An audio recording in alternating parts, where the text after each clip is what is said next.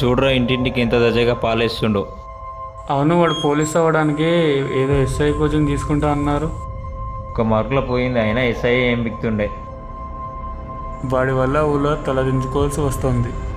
వాడిని ఏదో ఒకటి చేయాలిరా ఈరోజు. అయినా డబ్బుతో నడిచే ప్రపంచంలో ఉన్నాంరా.